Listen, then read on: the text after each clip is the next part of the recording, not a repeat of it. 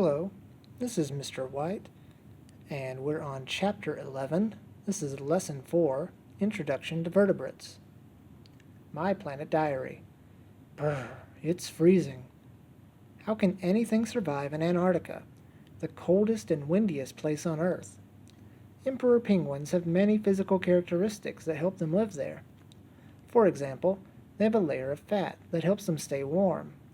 They also have short, stiff feathers that help to insulate and protect them from freezing air. However, the penguin's physical characteristics are not enough to stay warm in Antarctica during the winter. Emperor penguins cooperate to keep warm. They huddle together in groups and take turns standing on the outside of the huddle where it is the coldest. This way, every penguin gets a chance to stand in the middle of the huddle, where it is the warmest. Now that's teamwork. What are the characteristics of chordates and vertebrates? The animals you are probably most familiar with are members of the phylum Chordata. Members of this phylum are called chordates. Most chordates, including all fishes, amphibians, reptiles, birds, and mammals, are vertebrates.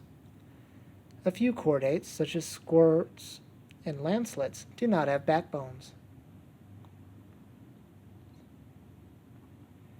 Chordate characteristics. At some point in their lives, all chordates have three characteristics: a notochord, a nerve cord, and pouches in the throat area. Most chordates also have a backbone. Notochord. A notochord is a flexible rod that supports a chordate's back. The name chordata comes from the structure's name. Nerve cord.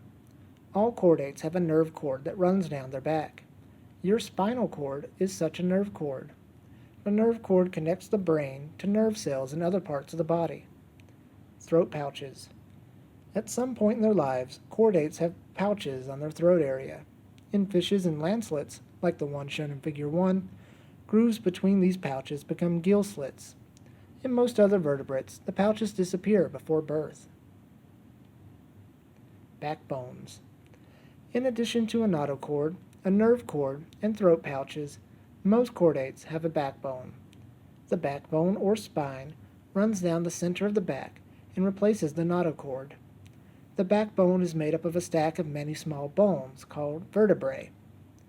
Each vertebrae has a hole in it. The holes form a tunnel that a bundle of nerve tissues or spinal cord passes through. A pad of soft tissue separates each vertebra, giving the spine flexibility. The backbone is a key part of a vertebrate's endoskeleton. It protects the spinal cord. The skull and ribs are other key parts of an endoskeleton. The skull protects the brain.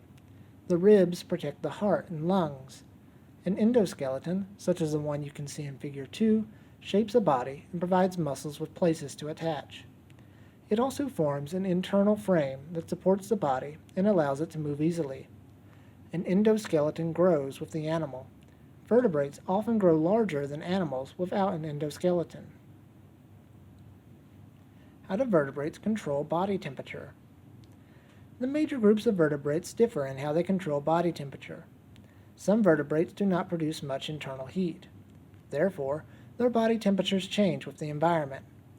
Other vertebrates control their internal heat and maintain a constant body temperature. Amphibians, reptiles, and most fishes are ectotherms.